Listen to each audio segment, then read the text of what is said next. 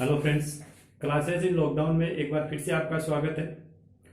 Chemistry में अपन third chapter electrochemistry के बारे में स्टडी कर रहे थे, जिसमें पिछले वीडियो में हमने चालकता के बारे में पढ़ा था। चालकत्व और चालकता इसके बारे में स्टडी की थी। आज आगे अपन पढ़ेंगे तुल्यांकी चालकता और उसके बाद में पढ़ेंगे मोलर चालकता।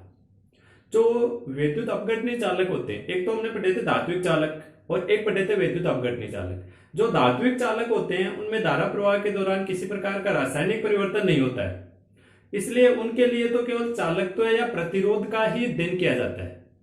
लेकिन जो वैद्युत अपघटनीय चालक हैं, इनमें जैसे जैसे धारा का प्रवाह होता है तो एनोड और कैथोड पर रिएक्शंस होती हैं, यानी इनका रासायनिक संगठन चेंज होता है, बदल जाता है। इसलिए इनके लिए अपन चालकता, तुल्यांकी चालकता और मोलर चालकता की बात कर रहे थे। तो चालकता के बारे में हमने पढ़ लिया था। आज हम पढ़ेंगे आगे तुल्यांकी चालकता, फिर उसके बाद में पढ़ेंगे मोलर चालकता। देखिए तुल्यांकी चालकता क्या होती है। मान लीजिए ये कोई दो इलेक्ट्रोड है और ये इन दोनों से मैंने वायर जोड़ दिया है। इन दोनों इलेक्ट्रोडों के मध्य अपने को एक विलयन बनना है। विलयन का अपने को ध्यान ये रखना है कि विलयन का आयतन मात्र 1 ml होना चाहिए। इन दोनों के मध्य हम 1 ml विलयन करेंगे तथा दोनों इलेक्ट्रोडों के मध्य 1 सेंटीमीटर की दूरी होनी चाहिए। इनके बीच में ये जो दूरी है ये 1 सेंटीमीटर होनी चाहिए। दोनों इलेक्ट्रोडों के मध्य 1 सेंटीमीटर दूरी, और इसके मध्य मैंने 1 ml विलयन भर दिया है। ये जो 1 ml विलयन भरा है आपने, विलयन कैसे बनता है? विलायक प्लस विलेय, विलायक प्लस विलेय। तो ये जो अपना 1 ml विलयन है, ये बनाने के दौरान उसमें आपको विलेय पदार्थ 1 ग्राम तुल्यांक घोलना होगा।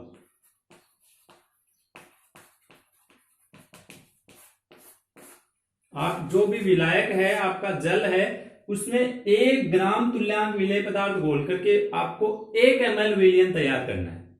और उस 1 ml विलयन को हम यहां पर 1 सेंटीमीटर की दूरी पर रखे हुए दो इलेक्ट्रोडों के मध्य भर देंगे। ये 1 ml विलयन मैंने यहां पर भर दिया, और अब इसमें से हम धारा प्रवाहित करेंगे दोनों वायर्स को बैटरी की सहायता से जोड़ करके। तो धारा प्रवाह के दौरान यहां पर आयनों के द्वारा जो चालकता उत्पन्न होगी, चालकता के बारे में हमने पहले पढ़ लिया था।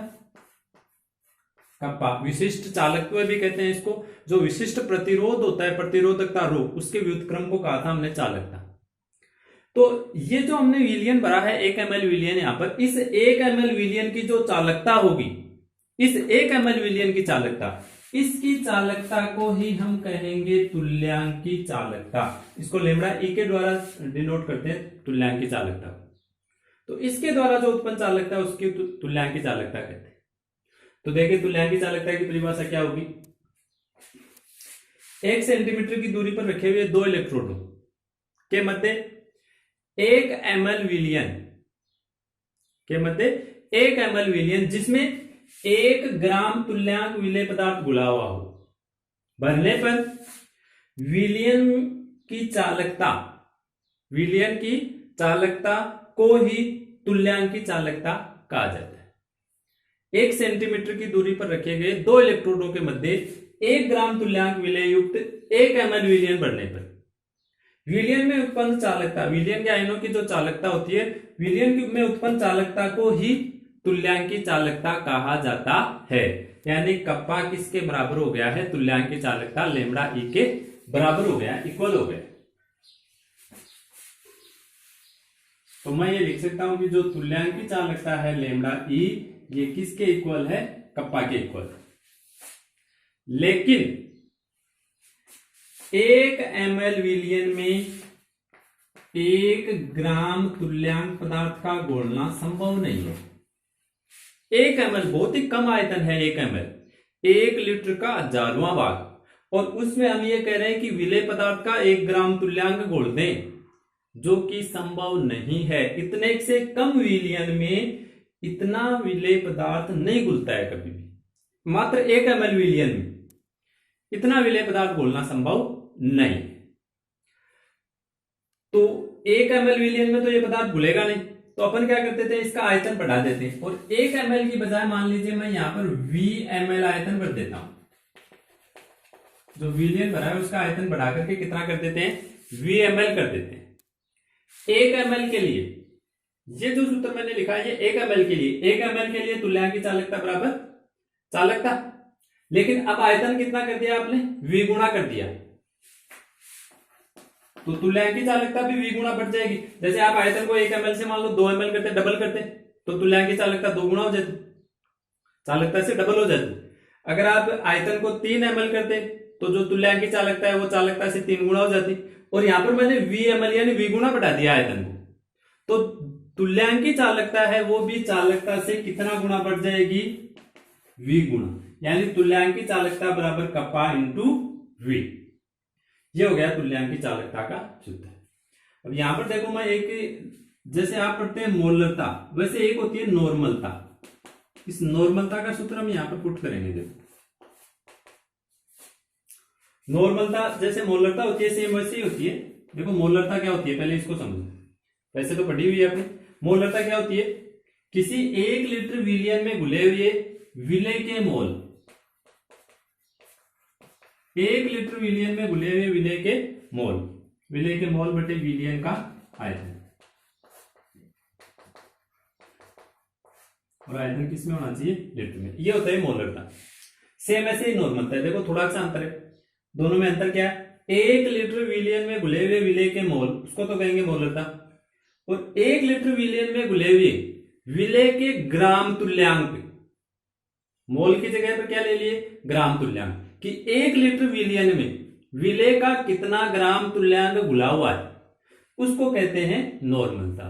यानी इसका सूत्र हो जाएगा विलेय का ग्राम तुल्यांक, विलेय का ग्राम तुल्यांक बटे विलियन का आयतन, और आयतन किसमें, लीटर में।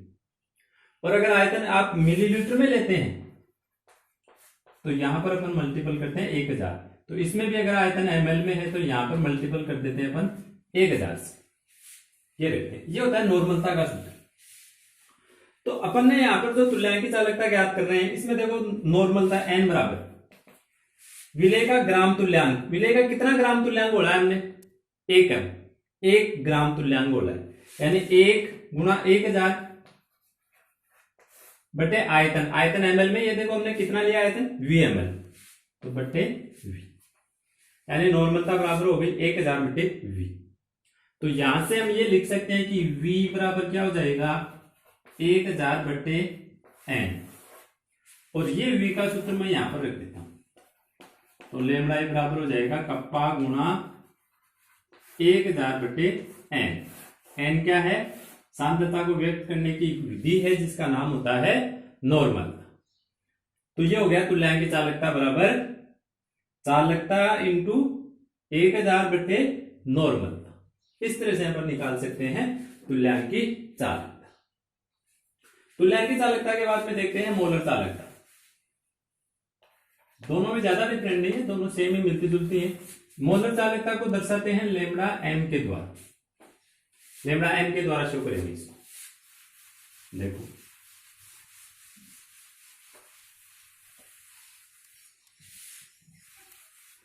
वही 2 इलेक्ट्रोड है, उतनी ही दूरी पर 1 सेंटीमीटर दूरी पर रखे हुए हैं, और वही 1 ml विलियन अपने को इसके बीच में बनना है। बस आपको चेंज इस बार ये करना है कि इस 1 ml विलियन में विलेय पदार्थ, पिछली बार तो आपने कितना घोला था विलेय पदार्थ, 1 ग्राम तुल्यांक, और अब इसमें हम विलेय पदार्थ घोलेंगे 1 मोल। पहले तो हमने विलेय पदार्थ घोला था 1 ग्राम तुल्यांक, 1 सेंटीमीटर की दूरी पर रखे हुए 2 इलेक्ट्रोडों के मध्य 1 ml विलियन भरा था, जिसमें विलेय पदार्थ का 1 ग्राम तुल्यांक घुला हुआ था। तो उस विलियन की चालकता को हमने तुल्यांक की चालकता कहा था। और अब हमने थोड़ा सा देखो चेंज क्या किया है, 1 सेंटीमीटर की दूरी पर रखे हुए 2 इलेक्ट्रोडों के मध्य 1 ml विलियन भरा है, जिसमें विलेय पदार्थ का 1 मोल घुला हुआ है। तो इस विलियन की जो चालकता होगी उसी को अपन कहेंगे मोलर चालकता, यानी लेमड़ा m। बस इतना सा अंतर है। 1 सेंटीमीटर की दूरी पर रखे हुए दो इलेक्ट्रोडों के मध्य 1 ml विलयन भरा हुआ है तथा विलयन में विलेय पदार्थ का 1 मोल घुला हुआ है, तो उस विलयन की चालकता को ही मोलर चालकता कहा जाता है। यानी उसकी मोलर चालकता किसके बराबर है? चालकता की। मोलर चालकता बराबर चालकता। सेम वही तरीका हो गया, बस थोड़ा सा डिफरेंट किया हमने, तो आगे भी वैसे ही निकालेंगे। फिर 1 ml विलयन में अभी अपन ने देखा था कि विलेय पदार्थ का 1 ग्राम तुल्यांक घोलना पॉसिबल नहीं है। ठीक वैसे ही 1 ml विलयन में विलेय पदार्थ का 1 मोल भी घोलना पॉसिबल नहीं है। यानी 1 ml में ये विलेय पदार्थ इतना नहीं घुलेगा, तो अपन आयतन को बढ़ा करके कर देते हैं कितना? VmL कर देते हैं। 1 ml में तो इतना पदार्थ घुलेगा नहीं, तो आयतन अपन ने 1 ml से बढ़ा करके कितना कर दिया? VmL कर दिया। तो मोलर चालकता भी बराबर हो जाएगी कप्पा इंटू V। और अब V की जगह अपन क्या रखेंगे? पिछली बार तो अपन ने रखा था नॉर्मलता, क्योंकि पिछली बार तो ग्राम तुल्यांक बोले थे आपने, तो ग्राम तुल्यांक तो नॉर्मलता से संबंधित होता है। और इस बार आपने बोला है मोल, और मोल संबंधित होता है मोलरता से। देखो मोलरता बराबर विलेय का मोल, विलेय के मोल बटे विलयन का आयतन, और आयतन अगर ml में हो तो ऊपर गुणा 1000। तो यहां पर देखो विलेय का मोल बोला है अपन ने, कितने मोल बोले? 1 मोल गुणा 1000 बटे विलयन का आयतन कितना है? VmL। ml में ये लीजिए। तुल्यांक की चालकता में हमने लिखा था कि n बराबर 1000 बटा V, और यहां पर हो गया m बराबर 1000 बटे V। तो यहां से V बराबर क्या हो जाएगा? 1000 बटे m, और ये मान मैं रख देता हूं यहां पर। तो लेमडा m बराबर हो जाएगा कप्पा इंटू 1000 बटे मोलरता यानी m। देखिए दोनों में कोई ज्यादा डिफरेंट नहीं है। तुल्यांक की चालकता बराबर यह आया था कप्पा इंटू 1000 बटे नॉर्मलता, और इसमें आ गया है बटे मोलरता। तो ये हो गई है तुल्यांक की चालकता और मोलर चालकता। दोनों में कोई ज्यादा डिफरेंट नहीं है, परिभाषाएं भी दोनों की लगभग सेम मिलती जुलती हैं। बस थोड़ा सा आपको ध्यान रखना है कि मोलर चालकता में विलेय पदार्थ का 1 मोल घोलते हैं, जबकि तुल्यांक की चालकता में विलेय पदार्थ का 1 ग्राम तुल्यांक घोला जाता है।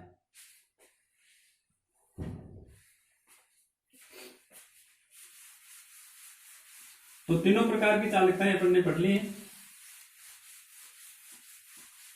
जैसे अभी तक अपन ने क्या क्या पढ़ लिया है? चालकत्व पढ़ लिया, फिर उसके बाद में चालकता, फिर उसके बाद में मोलर चालकता और तुल्यांक की चालकता। ये सभी चीजें पढ़ ली हमने। पहले चालकत्व पढ़ा, फिर उसके बाद में कप्पा यानी चालकता, फिर उसके बाद में तुल्यांक की चालकता और मोलर चालकता। अब अपन पढ़ेंगे इन जितनी भी प्रकार की अपन ने चालकताएं पढ़ी हैं, इनका सांद्रता के साथ में क्या संबंध होता है? सांद्रता या तन्यता का इन पर क्या प्रभाव होता है? चालकत्व का तो वैसे अपन पहले भी पढ़ चुके हैं।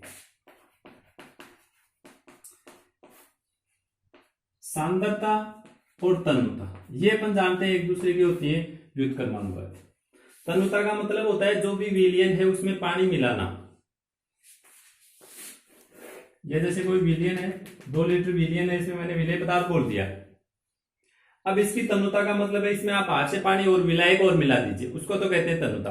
और जैसे जैसे आप इसमें पानी मिलाएंगे वैसे वैसे सांद्रता में कमी होगी, क्योंकि वही विलेय पदार्थ है। अभी जैसे इसका आयतन मान लीजिए 2 लीटर है और आपने मान लीजिए बढ़ा करके 5 लीटर कर दिया, तो सांद्रता में कमी ऐसे होती है कि पहले तो वही विलेय पदार्थ 2 लीटर में घुला हुआ था, और अब वही विलेय पदार्थ और घोड़ा नहीं है ना आपने, तो वही विलेय पदार्थ 2 लीटर की बजाय अब 5 लीटर में घुला हुआ है, यानी उसकी सांद्रता क्या हो गई है? कम हो गई। तो यहां पर अपन सांद्रता या तन्यता एक ही बात है। सांद्रता को बढ़ाएंगे तो तन्यता कम हो जाएगी, तन्यता को बढ़ाएंगे तो सांद्रता में कमी हो जाएगी। तो सबसे पहले तो अपन देखते हैं चालकत्व का संबंध। चालकत्व का संबंध हमने पहले भी देखा था। जो चालकत्व है वो आयनों की संख्या पर डिपेंड करता है। किस पर? आयनों की संख्या पर। शुरू में हमने पढ़ा था चालकत्व को प्रभावित करने वाले कारक, जिसमें टेम्परेचर, अंतरायन या आकर्षण बल वगैरह पढ़े थे, तो उसमें अपन ने सांद्रता ही पढ़ी थी। ये जैसे विलेय पदार्थ है, इसमें जैसे आप बाहर से तनुकरण करेंगे यानी विलायक मिलाएंगे।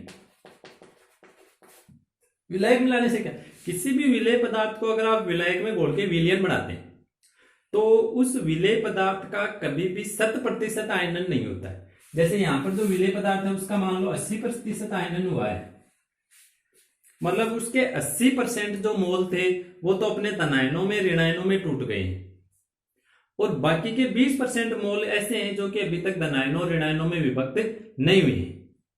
यहां पर जैसे ही आप बाहर से इसमें विलायक मिलाओगे यानी इसका तनुकरण करोगे, तनुकरण करने से हमेशा ये जो आयनन की मात्रा है इसमें वृद्धि होती है। जैसे जैसे बाहर से पानी मिलाएंगे तो ये 80% से फिर 81%, 82% बढ़ता जाएगा।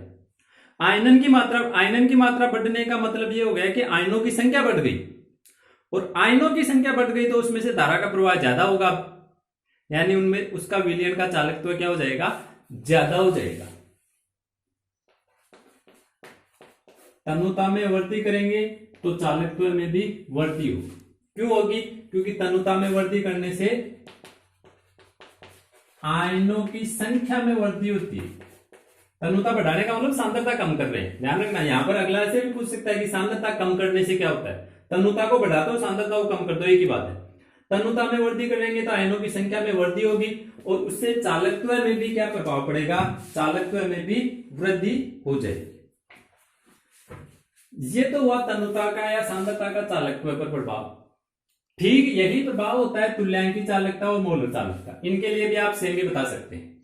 अगर आपको अगला पूछे कि मोलर चालकता का सांद्रता के साथ में या तनुता के साथ संबंध बताइए, तो आप ये कहेंगे कि तनुकरण करने से, सांद्रता में कमी करने से या तनुकरण करने से, एक बात है, तनुकरण करने से विलयन में आयनन की मात्रा बढ़ती है, अर्थात आयनों की संख्या में वृद्धि होती है। परिणाम स्वरूप विलयन की मोलर चालकता या तुल्यांकी चालकता या चालकत्व तीनों में ही वृद्धि होती है, क्योंकि ये सभी चालकत्व, मोलर चालकता और तुल्यांकी चालकता ये डिपेंड करती हैं आयनों की संख्या पर। आयनों की संख्या जितनी ज्यादा होगी, चालकत्व, मोलर चालकता और तुल्यांकी चालकता उतनी ज्यादा होगी। तो तनुता में वृद्धि करने से इनमें सब में क्या होती है, वृद्धि होती है, और चालकता में होती है कमी।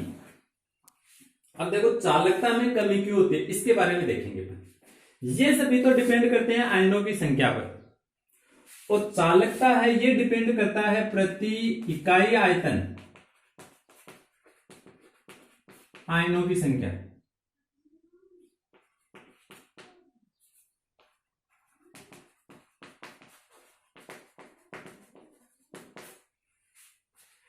यानी एक तरह से आप ये कह सकते हैं कि आयनों के घनत्व पर डिपेंड करता है कि इकाई आयतन में कितने आयन हैं, उनकी संख्या पर डिपेंड करती है चालकता। तो अब तनुकरण करने से इस चालकता में कमी होती है, कैसे होती है ये और देखिए।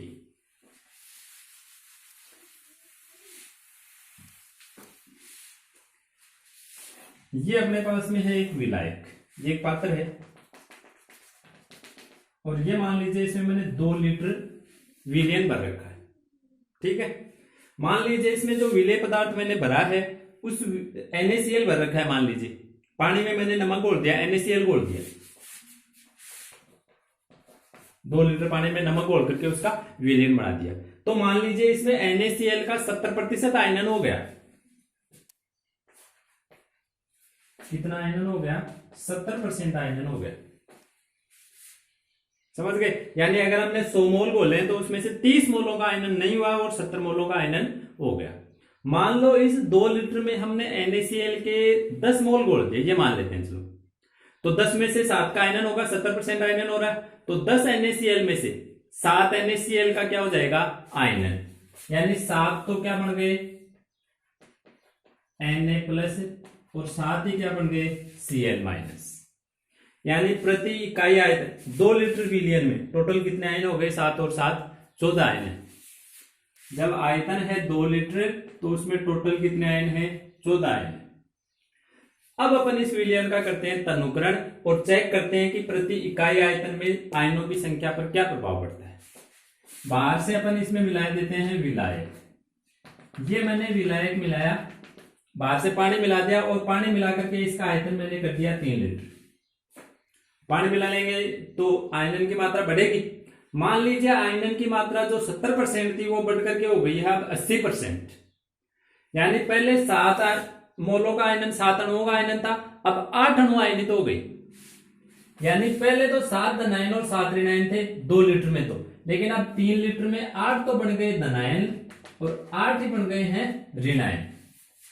तो 3 लीटर वीर्यन में टोटल आयन कितने हो गए? 8 धनायन और 8 ऋणायन, यानी टोटल 16 आयन है।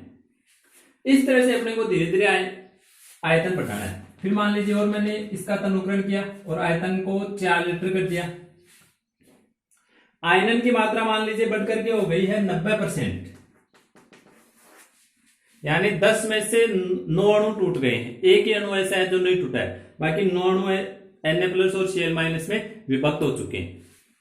यानी 9 तो बन गए हैं Na+ और 9 ही बन गए Cl-। तो टोटल कितने आयन हो गए? 4 लीटर विलियन में आयनों की संख्या हो गई है 18। अब देखो धीरे धीरे आयतन तो बढ़ रहा है, आप मिला रहे हैं तो आयनों की संख्या भी बढ़ रही है। पहले देखो 7 और 7 14 आयन थे, फिर 8 और 8 16 आयन हो गए, फिर 9 और 9 18 आयन हो गए। आयनों की संख्या भी बढ़ रही है, लेकिन अपने को ये देखना है कि प्रति इकाई आयतन में आयनों की संख्या कम हुई है ज्यादा हुई है। यानी 1 लीटर के हिस्से में कितने आयन आ रहे हैं? तो यहां पर देखो 2 लीटर में 14 आयन है, तो 1 लीटर के हिस्से में 7 आयन आ रहे हैं, यानी प्रति इकाई आयतन आयनों की संख्या 7 है। यहां देखिए 3 लीटर में 16 आयन है, तो 1 लीटर के हिस्से में कितने आयन आएंगे? 5 पॉइंट समथिंग आयन आएंगे। 4 लीटर में टोटल 18 आयन है, तो 1 लीटर में कितने आयन होंगे? आयनों की संख्या में तो वृद्धि हो रही है, आयतन बढ़ा रहे हैं, आयनों की संख्या भी बढ़ रही है, लेकिन 1 लीटर के हिस्से में जो आयन है, यानी प्रति इकाई आयतन में आयनों की संख्या, वो देखो धीरे धीरे कम हो रही है। पहले 1 लीटर में 7 आयन थे, फिर 1 लीटर में 5 पॉइंट कुछ आयन हुए, और फिर 1 लीटर में 4.5 आयन हो गए, और धीरे धीरे इसकी जो आयनों की संख्या इसमें कमी होती जाएगी। प्रति इकाई आयतन, यानी आप ये कह सकते हैं, इसको घनत्व बोल सकते हैं, चाहे आयनों का घनत्व। तो तनुकरण करने से, ये देखो अपन ने तनुकरण किया, इसका जल मिला रहे इसमें बाहर, तनुकरण करने से आयनों की संख्या बढ़ती है, और आयनों की संख्या बढ़ने से चालकत्व, मोलर चालकता, तुल्यांकी चालकता, ये सारी चीजें बढ़ जाती हैं आयन बढ़ने से। परंतु प्रति इकाई आयतन आयनों की संख्या में कमी होती है, जिसके परिणाम स्वरूप चालकत्व में भी क्या होती है? कमी होती है। यह है इन सभी चालकताओं पर तनुकरण का प्रभाव। तनुकरण करने से इनमें सब में वृद्धि होती है, और केवल एक चालकता है जिसमें क्या होती है? कमी होती है। ये इनका प्रभाव होता है।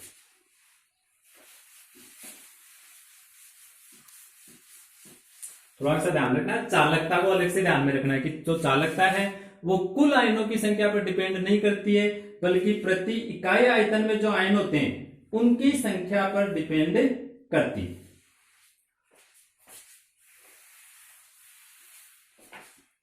अब मान लीजिए अपने पास में कोई विलयन है, आप उस विलयन का तनुकरण कर रहे हैं। विलयन में अपन बाहर से मिला रहे हैं जल, विलायक मिला रहे हैं, तो उसका तनुकरण हो रहा है। तनुकरण होने से अपने को पता है कि आयनों की संख्या बढ़ेगी,